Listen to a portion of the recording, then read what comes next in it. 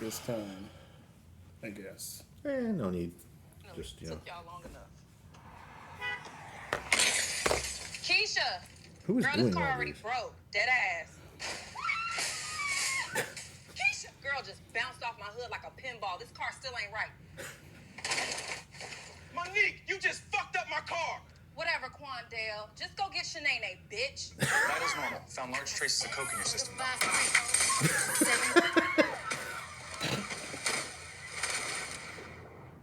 Keisha, I might need a tow.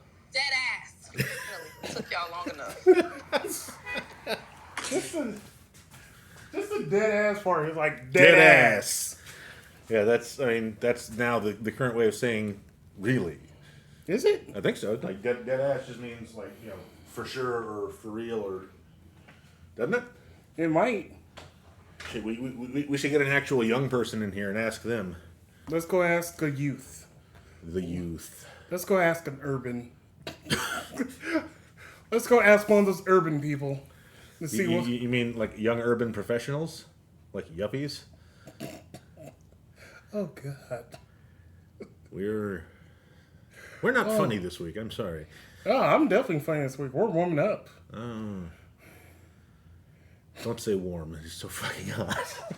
It is. Well, It is. It is. Ladies and gentlemen, here in our hometown of Charlotte, North Carolina, it is motherfucker and a half degrees. That's right. It's hotter than a motherfucker. it is. It is quite toasty. I am okay with it right now. Daniel cannot handle the heat all that well because I am a fragile little boy.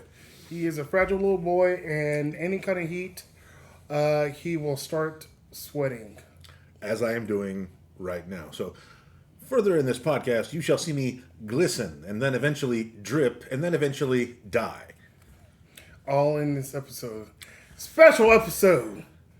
It's the last episode featuring Daniel. Watch my death live on our podcast. We'll do anything for views, folks. Literally dying for you to watch us. Welcome to the Rubber Duck Syndicate. Welcome. Oh, okay. I guess we're all warmed up now. Yes, we. Sure. Oh, yeah. You kind of walked into that one. Well, I also kind of set you up. Not purposely, though. I am losing the ability to detect subtleties like that because, as you may see, I'm already starting to expire. Just keep hydrating.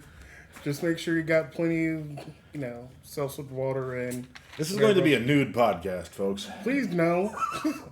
We've already talked about the nipple thing. I do not want to see Daniel's nipples at all for any reason whatsoever. That's just so sexist. No, it's not. There are plenty of other men's nipples I do not want to see. I'm like, sir, you need to put them nipples away. Because they are elongated and they are... But we have already discussed in previous podcast episodes how even, it is a universal truth that everybody loves boobies. True. Everyone loves boobies. Maybe not everyone loves nipples, though. Maybe So like anime boobies with no nipples? Some. Possibly. These are always so weird. Well, they also have their own kind of physics where, like, one's up here and the one's down here and they just kind of go like that. So... They're synchronized. Yeah, but then, like, maybe it's like... then maybe, like, they kind of clash together and they're like, what? And then they go sideways. I saw one, I'll remember the name of it in a few minutes, but there was one, it was another buxom anime girl. What? Really? Yeah, but she was in a firefight. She had like a sniper rifle or something, and someone was shooting at her, and she dodged a bullet one boobie at a time. So literally, it was like a slow motion shot, and the boobs went, vroom, vroom, and the bullet passed right in it. And like, that is a special kind of perversion, I think. Someone in the chat later on is going to tell us what anime it is. Almost got it. Oh, Gurren Lagann. Ooh, okay. Yeah, I remember because I have no idea what it means. I don't know what it means. I'm not going to look it up. But apparently it's about people that like live underground and then go up to the top side and then have giant robots that drill. And then there's also aliens, I think. It gets Okay. ridiculously complicated. Now I'm probably thinking of the same anime where were they fighting on like a highway bridge type deal? I don't remember the bridge. Remember there was it was like they had been living underground like a post-apocalyptic society kind of thing, and then like they were afraid of earthquakes because underground, and then some brave crazy kids ventured up and found giant mechs Okay. because that's what happens. Of course, that's well in any anime. There are some normal story ones that like truly are anime well, voice well, music like it has everything going for it. But typically, what I guess main media or main news things will post about like someone watching anime, like being an anime fan. They'll be like, "Oh yeah, they watch this anime," and they'll just show the craziest clip of whatever anime they find. They're like, "Yeah, this is what they were watching." And Yeah, you're like, but unfortunately, sometimes that is also a perfectly representative sample. true. Like, there are some animes that are wall to wall. What the fuck? You're like, "Oh, this is out there." Now there is one clip of one that I saw that was very similar to what you were talking about, but prior to the woman dodging with the bullet coming at her like one boobie at a time, this guy shot I think it was maybe a sniper rifle. I don't know what kind of gun it was, but he instead of using like a tripod or something to stabilize it, like a brick, anything else. No, he decided to use this other woman's breast to prop up his gun to shoot at the other woman. I don't know what physics, I'm sure there's someone that's going to jump in and say, "Oh, that was just to stabilize the recoil." Yeah, there was no good reason for it. Aside from like putting a gun on top of some breast just to shoot it. So he puts the gun on top of the breast. Wouldn't that just like hurt? It would, but this is anime, so it doesn't really hurt them. Gun on top of the breast, shoots 3 times. And did he ask her to hold her breath, or was he just like synchronizing with the breathing? I don't remember all the details. I just remember there was gun on These top are of the important breast. questions, though. I know it is, but you're going to have to do your own research later on. You can't even remember the name of the damn anime. I can't. I didn't care to look it up. And if you think I'm Googling that, you are out of your mind. You definitely, someone in the chat is going to just send it to you. They're like, "Oh yeah, it was definitely this. Here's the clip from 133 to 158. Enjoy." Thank you, Internet. Yes. So shoots the gun at the other woman. I guess she sees it, does the matrix spin backwards. She's like, "Whoa," and then just bullets going in between the breast. And The only thing left now is for the anime to have the Matrix slow motion booby bullet catch.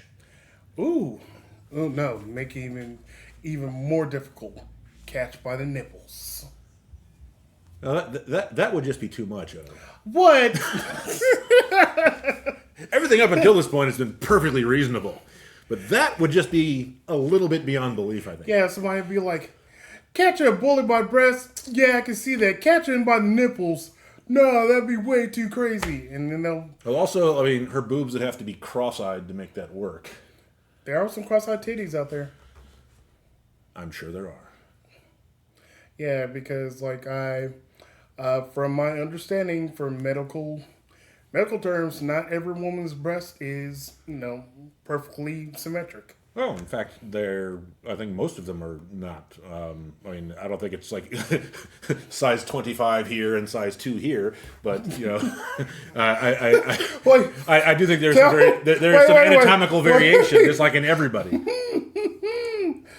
Tell me you don't know breast size by doing things size 5 and size 2. I said 25. But, the fact that I'm making a reference to a single boob for size means this is not a measure of cup size or band size, sir. I am not a complete Philistine. God. I have seen and understand that, girls have underwear with measurements and things. Yes. Trying to make me look bad.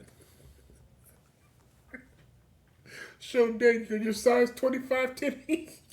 Oh, that's individual booby size. Individual booby size. This is a new international standard, IBS, which is now, I just realized, irritable bowel syndrome as well. So there goes my whole superior sounding argument. Yep. All out the window. You could have seen one size 25 titty, but now you lost it. Good job, Daniel. Yeah, I feel like that is absolutely the reason that no one is showing me their boobs right now. No, not boobs. Boob. One.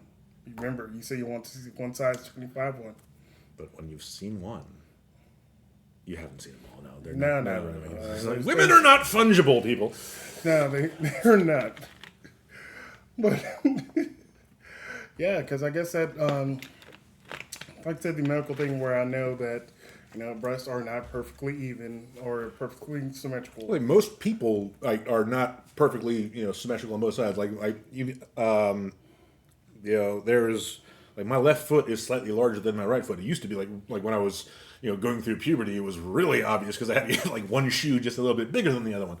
Oh, so you had to wear a size because I know we both wear size 13, so you wear a size 13, but you left was like, oh, this is great. Size but really, I got the bigger size shoe, but I had lots of fucking room on my right foot. Mm-hmm. Because buying two separate pairs of shoes for mixing and match sizes was not within my means. Yeah. But I got the bigger shoes and then wiggled. Yeah, or you just put a sock in there. You're like, oh. Well, I did in fact put a sock in there. Each one. That worked. It was on your foot. Yes. You see, these clever witticisms are why you come to our podcast, aren't they? And also our handsome faces. Gosh, we're dreamy. I know. And I am sweating so much. And we're floral, so we got that going on. Who knew that you were going to be watching some men in their 40s with floral shirts? It's like a new thing. But also but also Hawaii forever. That too. But I know you've been wearing Hawaiian shirts for a while. I've been wearing Hawaiian shirts for a good bit because of, I believe, The Simpsons. I started wearing them. I think I bought my first Hawaiian shirt when I was really sunburned, and it was made of thin, flimsy rayon, and it was a very lightweight shirt. I bought it, and it was the only shirt I could wear for 3 days. Oh, because it wouldn't stick to your skin? Yeah, because even a t-shirt was it felt like there was somebody standing on me, just smacking me on the shoulders. And I wore that, and I liked it, and I might have got one, but then I had some friends that just decided completely, irrespective of that, because I don't think they'd ever seen me in that shirt. They decided I'm the type of guy that would unironically wear Hawaiian shirts, and so they happened to be on a trip to Hawaii, and they just brought me back a bunch they got at a thrift shop. Ooh, nice. Yeah, so I just ended up with Hawaiian shirts, and hey, I'm a Hawaiian shirt guy. And now I need to go to Hawaii just to go to a thrift store to buy Hawaiian shirts, because there are some large people out there. And they're also beefy too. So they're not just like that. They're just what up? And you're like, oh. I was like, damn. Okay. But I started wearing Hawaiian shirts because of The Simpsons, and hopefully I'm remembering this correctly. It was an episode where Homer thought Bart was gay for some reason. They actually did that on The Simpsons? Yeah, and this was in the 90s, I believe. And Bart is still in 4th grade forever. Yeah, unfortunately he's still in the 4th grade. It's cartoon logic. We don't think about it. For some reason, Homer thought Bart was gay, and he said a quote. He's saying the only people that wear Hawaiian shirts are big fat party dudes and gay men. I combined both. Here's the Venn diagram. I was like, the Venn diagram. I was like, yeah, right there. I'm in my pocket right there. You just triggered another Simpsons gay reference memory in my eyes. It was just Homer saying, someone asked, what do you have a problem with gay people for? Well, they took all our best names, like Bruce and Lance. I thought about that. Yeah, those used to be pretty masculine names, but now they are always said with a lisp. Lance. And then Bruce has to be said like, not just Bruce, but like more than one Bruce. Now we'll discuss this too, like while we're here. So we're gonna have to redo our deadliest fruits. So folks, Have we talked about the deadliest fruit before on the podcast? we have not talked about. I don't think we talked about it, but if we have. Yeah, They're gonna hear it again. this is a pre-podcast exploration from our intellectual think tank between the two of us. Yeah. So you brought it up, just talking about coconuts. I don't. Yeah. Well, folks, coconuts suck. I'm on record for saying that. Coconuts are absolutely awful. I'm okay with coconuts, for the record. If anyone's out there a fan of coconuts, cool. I'm also explicitly a fan of Kid Creole and the Coconuts. Okay. Yes, you did mention it before. I am not a fan of coconuts. If you love coconuts, have enough coconuts for yourself and me. Enjoy it on me. Okay, cool. Have coconuts. But coconuts are deadly. They kill people. Because no one's ever really been excited about coconut. It's just kind of there. They're like, it's like, oh, it's pineapple. Yeah, and coconut. Okay. That's how it really is. Because I'll tell you again. I think I told you before. So coconut is like if you're playing 2-on-2 basketball, and you got a player. You're like, oh, I'm gonna have somebody play for me. Let me get this player. It's pineapple. It's Michael Jordan, one of the greatest NBA players that ever played. All right, we know a lot of people can argue about that. What the fuck ever. People might feel passionately about whether pineapple qualifies as the Michael Jordan of fruits. I don't give a damn. Guess what? This is our podcast. This is the kind of intellectual discussion they come here for, man. We should resolve this. Well, whatever. I'm saying out loud. They can argue with me about it later on. What the hell ever. Are you going to argue with me about it right now? I'll wait till after we're done. Okay. So, pineapple. Michael Jordan. And you're playing two just like street level dudes. This is Michael Jordan in his prime. They're like, oh, Michael Jordan in his prime, two street level dudes, he can take them by himself. They're like, no, you have to have another player. He's like, I don't need another player. Hey, we're going to team you up with this sixth grader who says he can dunk. Everyone had that one sixth grade in sixth grade that said they can dunk. And they can never prove it. They're like, oh, no, I'm not going to do it today. It's too windy. I don't like the way this court looks. I'm not going to do it. Every school had a sixth grader that was in sixth grade. When you were in sixth grade, said they can dunk. That's who you team up with. That's coconut. Coconut is that sixth grader. It is not useful. No one really cared about it. What? But can Michael Jordan make horse galloping noises? Yes. As accurately as coconut shells? Probably better. I'm on record. We're going to have to interview him for this. Yes, we'll interview Michael Jordan. Like, Michael Jordan, thank you for being here for this interview. Can you make clumping noises like a horse? Yeah, give us your best horse impression. Yes. If he whinnies, then that ends it right there. Yep, clearly you're right. That's what everyone's going to be waiting for. That's what everyone's here for the Rubber Duck Syndicate. They want to see Michael Jordan replicate horse sounds just by himself. Also be here next week when O explores his coconut and pineapple basketball metaphor and also discusses the plot of the movie White Men Can't Jump. Yeah, that's going to be next week. And they did a remake of it. Did you know? No.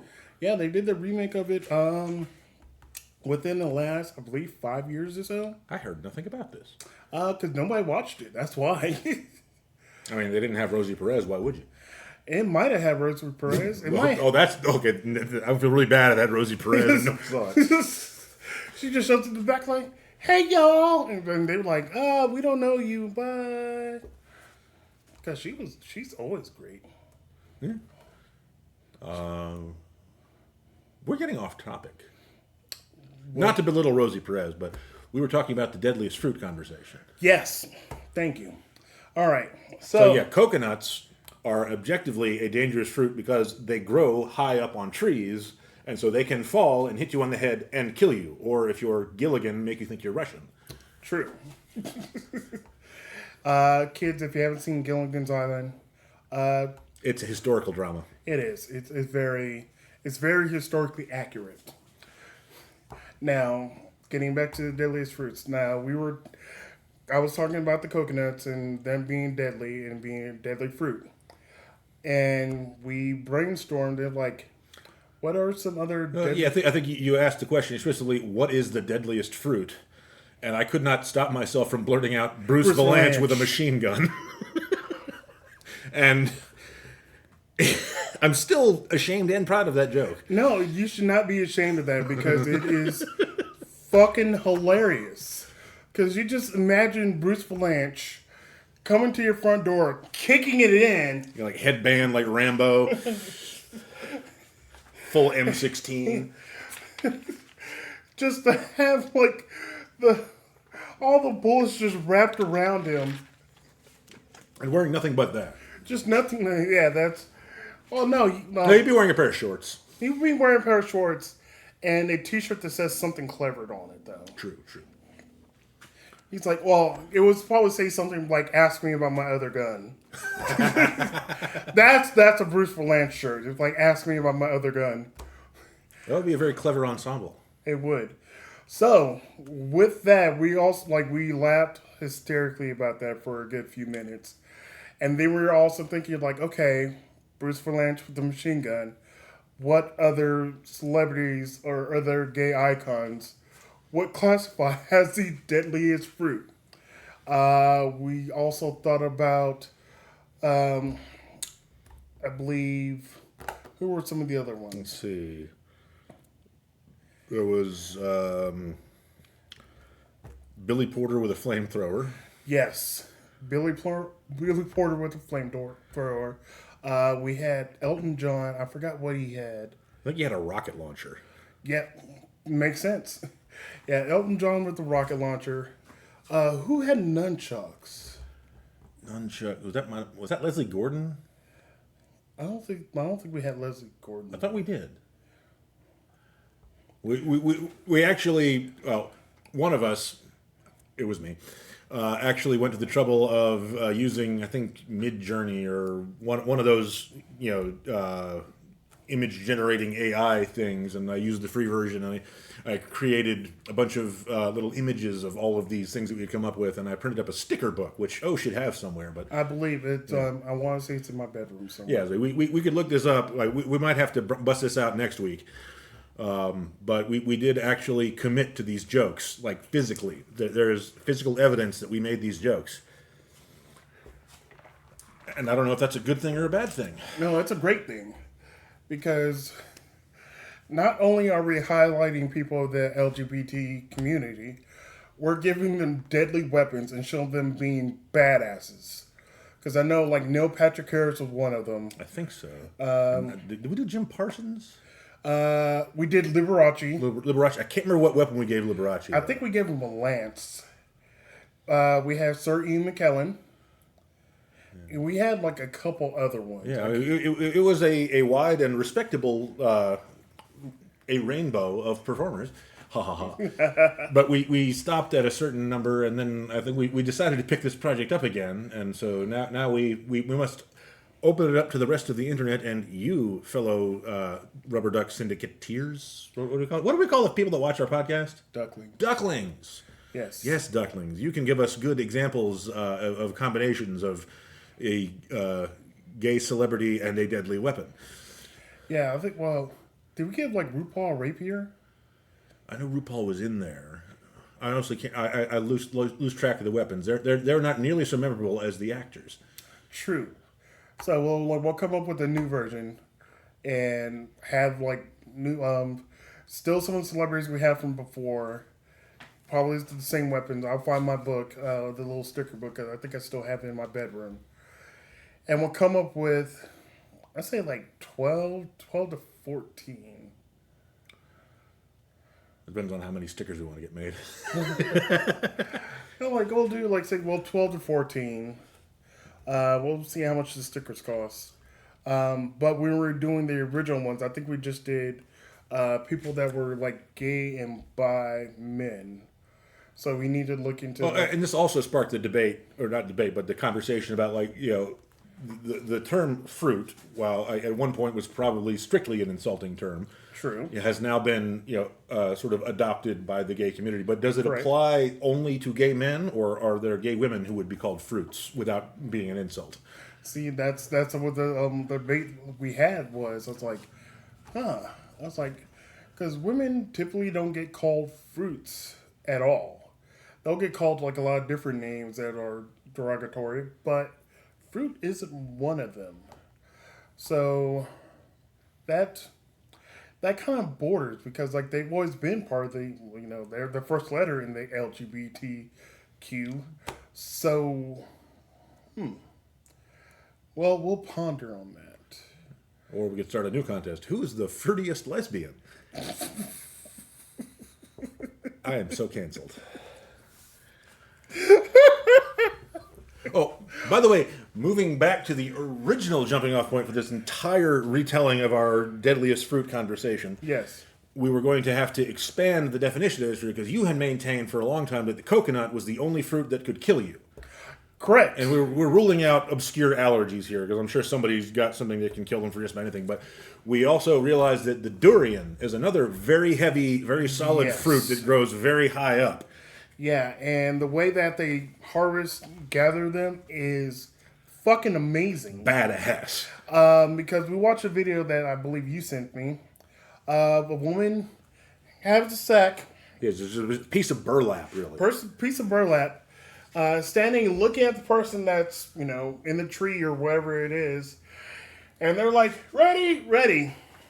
She gets the sack, sees it coming, anticipates, does this, swings it back, and then just kind of swings it back this way. It sounds like a gunshot when the thing hits the sack. I mean, Yeah. It's definitely something that, if you don't know what you're doing or you're a first-time durian catcher, you could get seriously injured. Yeah. Yeah, it looked extremely crazy. I'm like, yeah, that is extremely dangerous because, like, not only is it, like, large, heavy from tree, it is also spiked. Like, it has spikes coming out of it. Not like really sharp spikes, but it's got, like, I don't know, it looks like a geometrical, like, it looks like a textured surface from a video game, really. True. But it's still enough where you're like, ow. Yeah, you ow, definitely don't ow. want to be catching that with your bare hands. No, not at all. And also, if it breaks open, apparently it smells like rotting garbage. I don't know why people eat it. Like, Well, supposedly, like the texture and the actual flavor of it is supposed to be delicious. Like, and I've been morbidly curious, and I've seen in some of the Asian markets in town that they have like processed frozen durian. So someone's already cracked it open, and I presume dealt with the smell, and so it's just a frozen pulp, like the edible, delicious part of the durian. Mm-hmm. And so I've been curious about what it's like. I don't know if it's an accurate experience getting the frozen stuff and trying that out, or if I really need to get a fresh one and brave the smell to try it out for the whole experience. But really, this is something we need people that are more familiar with durian, by which I mean probably we need more Asian friends. But like somebody that has had it before and knows about what to do with the fresh stuff and like can tell the difference between a fresh ripe durian and one that's gone bad, because I don't know how you would know based on the smell. yeah, but like also like durian is one of those fruits that is not coming stateside that much. So even if they got like the freshest one and came in from durian land, Durian land. to North Carolina, we wouldn't know. We were like, what the fuck is this? And we were like, oh, it's that crazy fruit that can kill people. And you're like, I Okay. don't know what to do with this. New project for the Rubber Duck Syndicate: North Carolina Durian Farm. I believe it might be hot enough right now. So like, Yeah. If we keep this weather, we can grow durian, chocolate, coconuts. bananas. Yeah. No, we're downright tropical today. True. That's why we're wearing floral shirts. No, I'm wearing this because it's clean. Or it was before I started the podcast.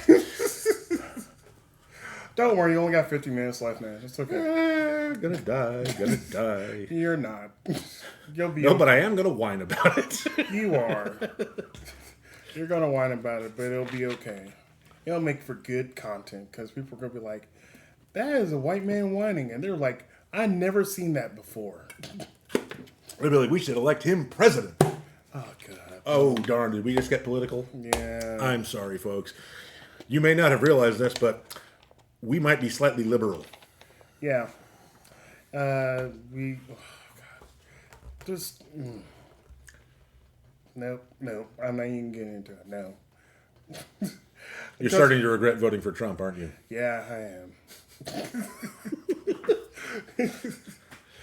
Damn it, Eric Trump was supposed to be the guy. You wrote him in. Eric. I think he spelled it with a K, so that's why you probably lost. Now I'm thinking like Eric the Viking. You ever see that movie?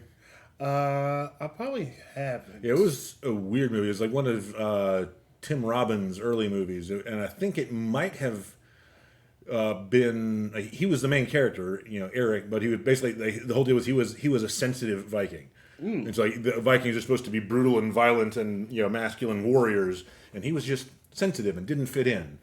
And so he ran away, had his own adventures. But I think it was done by at least some of the Monty Python people. I don't know if they did the writing or the production, but at least I think Terry Gilliam might have been in that movie.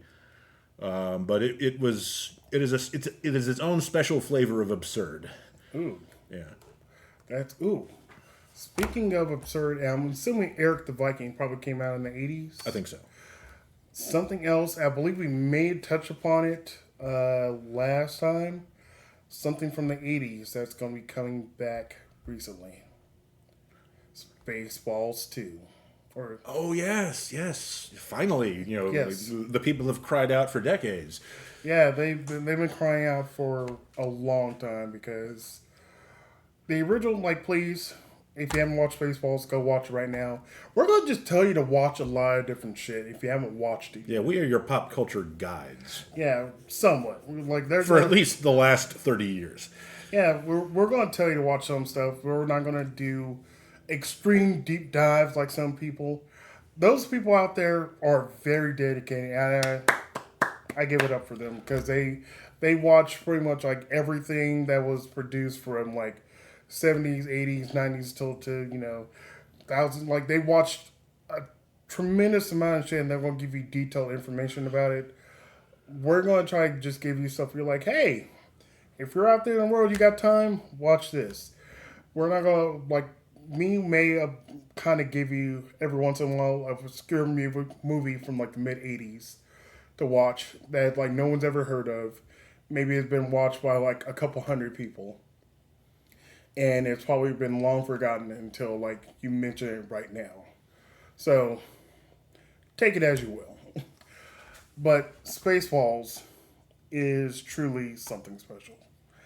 And they're making a sequel to it with all the Star Wars content that has been out for the last 30 years. Well, in addition to that, there have been huge popular resurgences in things like Star Trek and Battlestar Galactica and a bunch of other sci-fi space, big properties. And so I'm pretty sure they're not going to be limited to just sending up Star Wars like they usually do. Yeah.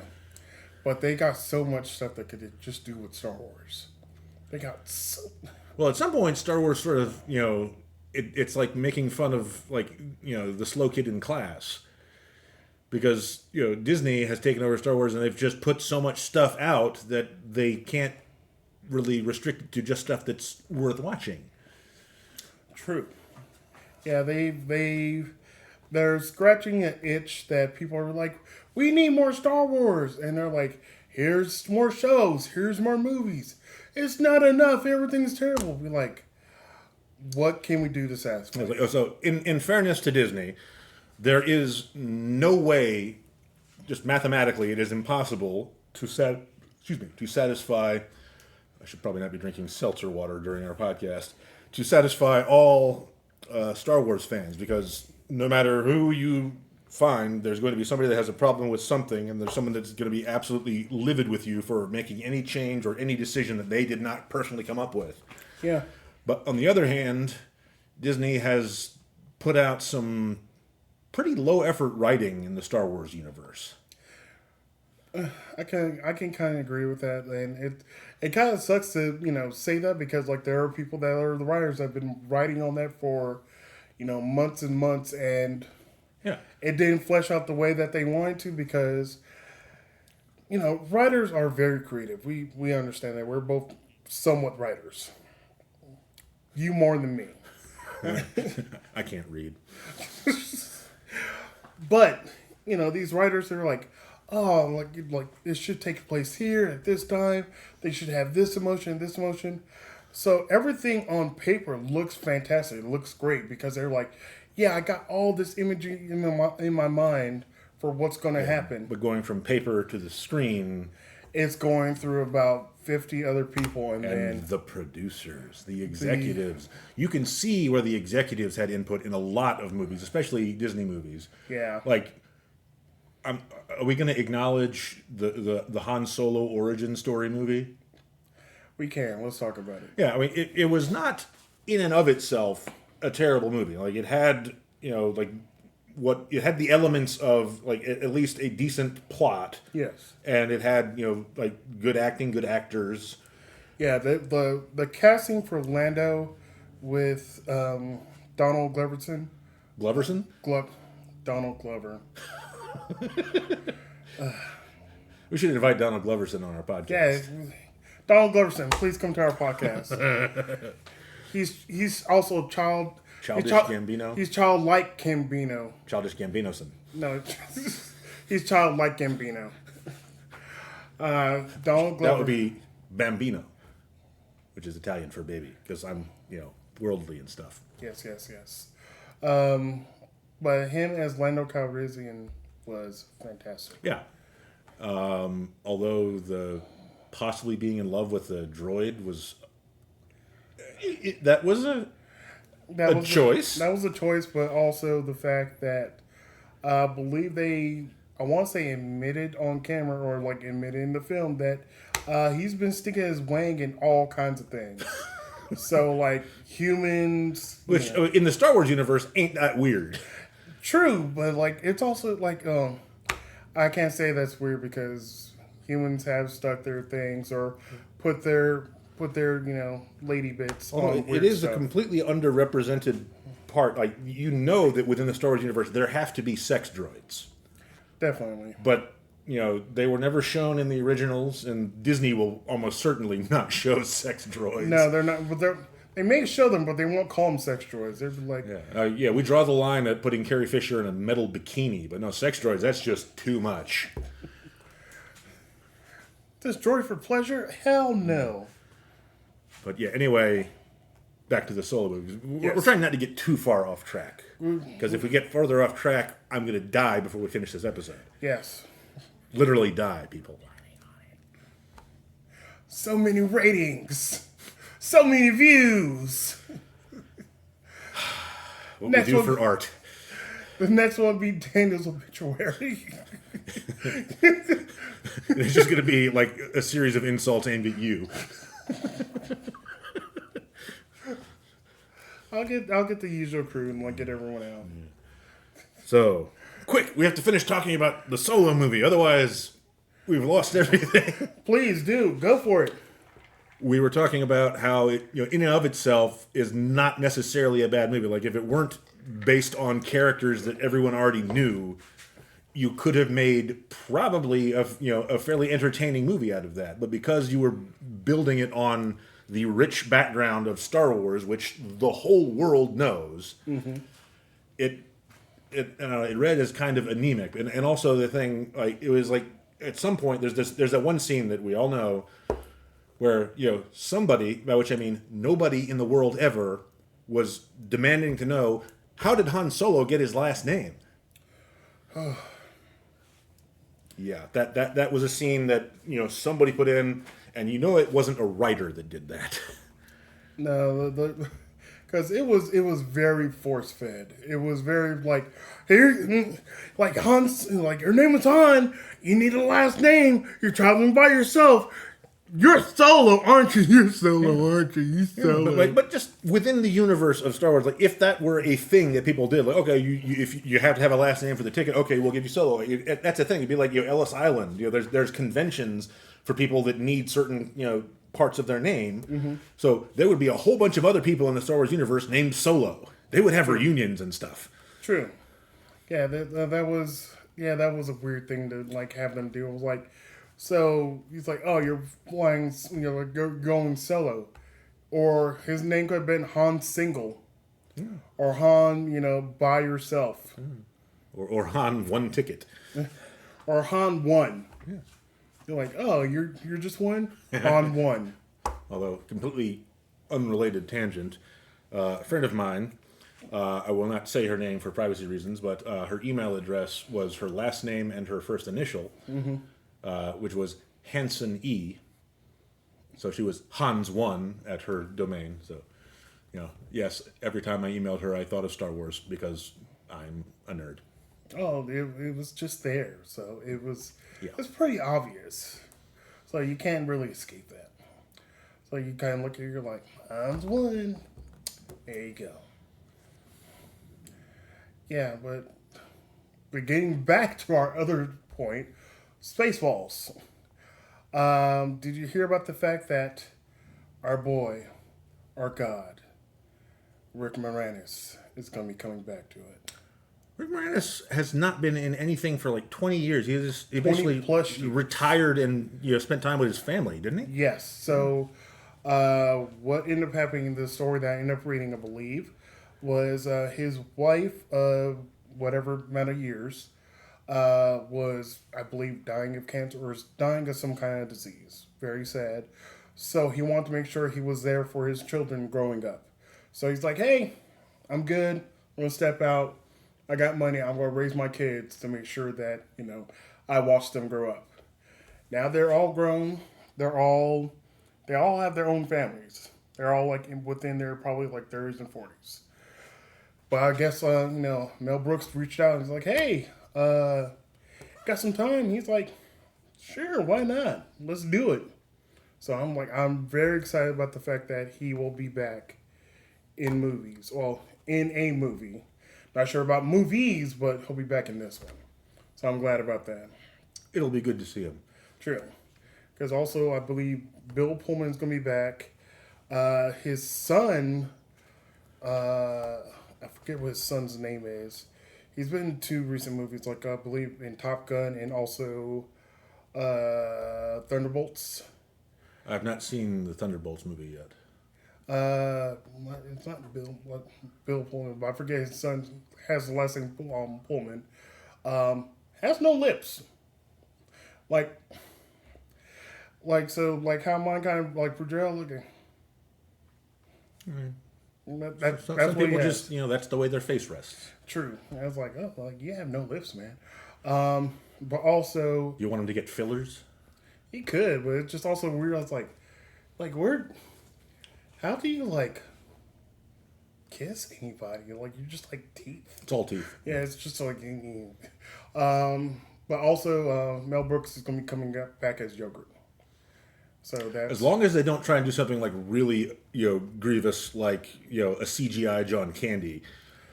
Please don't. Just Okay, like I will be willing to accept like like a video of him, like there's a recording of somebody that was supposed to be John Candy's character. I will maybe allow that, but if you just try and have him there, like okay, he's the same character as we all know and love, but he's AI. No, that would be too far. Are you listening, Mel? Please, Mel. Like here, I got the idea for you. Like, we know you know where the funny is, but please don't do that. Don't let the executive producers in on this part. Just don't let them do that. Although, if there's anyone that can fight off executive producers, it's Mel Brooks. Yes. So we should trust Mel Brooks. We will trust you, Mel Brooks. But I'll throw out this idea. Just let his character be dead. Like, let Bill Pullman's character, I forget what his name was. Lone Star. There you go. Thank you. You have to say it that way. He's pulling away from grave. He sits like a little dog biscuit on top of the tombstone. He's like, hey, buddy, it's been, 15 years. I A miss dog you. biscuit on the tombstone would be a perfect touch, I think. Yes. Yeah. He puts it on the tombstone. He's like, hey, man. I was like, hey, buddy, I miss you. It's been 20 years. I got to keep going. And then, gets in the RV and then takes off. I wonder if we'll see Daphne Zuniga again. Ooh. Because she sort of, ducked out of public eye after the 80s. True. That'd be awesome. Yeah, I wonder what she's been up to. I'm not sure. And they might also try and do a CGI Joan Rivers voice. Well, the voice thing, I'm kind of okay with that one, just a little bit. I mean, we are starting to accept. It's getting further and further into the realm of what is not really awful. Like a little bit. So like if you have a AI version of a famous deceased actor's voice, that's more easy to accept than trying to digitally recreate them as a character. Yeah, the likeness thing that's always kind of eerie. The voice thing, you're like, you can kind of close your eyes. You're like, okay, I can see them moving in my mind. And also, you can just get somebody that does a really good impression, and that'll be close enough because we're not going to match voice samples after 30 years. Almost 40 years since Spaceballs. Yeah. 38 years, isn't it? Something like that, because I think Spaceballs came out in 84, 85? Something like that. But also, with Joan Rivers, she's had so much stuff recorded. They can just scrub through all of that to get whatever they could, very easily make a very faithful AI model of her voice. Yeah, they just have to get the Joan Rivers estate to sign off on that. They're like, give us millions of dollars. They're like, here you go. We want millions. Nope. Here's our couple million. They're like, fine. I'm like, all right. But it's going to be, it should be a lot of fun. It should be a good, very good movie. I hope so. I'm trying to think of other, movies from my childhood that are, I won't say due for a revisit, but are probably, there are people in Hollywood that are trying this, or at least thinking about it. Some executive somewhere is trying to find a way to milk more, out of The Princess Bride. True. And though I would love to see that world and those characters again, there is no way you could make a sequel that would be anything other than insulting about that movie. No, that's one of those movies that is perfect as is and should never be touched. There are some movies that are a near perfect or it was a very good movie, but you're let's update it to maybe these actors or something like that. Cool. Sometimes it can be like that. But the Princess Bride is one of those movies you're at any age, you can watch that. You can watch that, say now, we're in our 40s. You can show that to your kids, and they're 10s. They're like, what is this? What? And they're like, haha, he said peanut. Or, people in their 80s can watch it. They're like, oh, hey, I know that guy. You're like, yeah, that's Billy Crystal. Yeah, get with it. He's sitting right next to you. Hey, Billy Crystal he's up there. I think he's in his early 70s. He might be older than that. Mel Brooks has got to be pushing 90 now, right? Mel Brooks is, he is up there because they showed his age. I think he's 97 or 98. Oh, he's pushing 100. Oh, Mel Brooks is, Mel Brooks just keeps going and going. Yeah, he keeps going and going. I also look forward to the promotional marketing for the new Spaceballs movie. We might finally be able to get Spaceballs the Flamethrower. Promoted by Billy Porter. Okay, that's it. We've come full circle. It is time to get out of this damn garage before I die. So, once again, for the Rubber Duck Syndicate podcast, thanks for watching. Have a good one.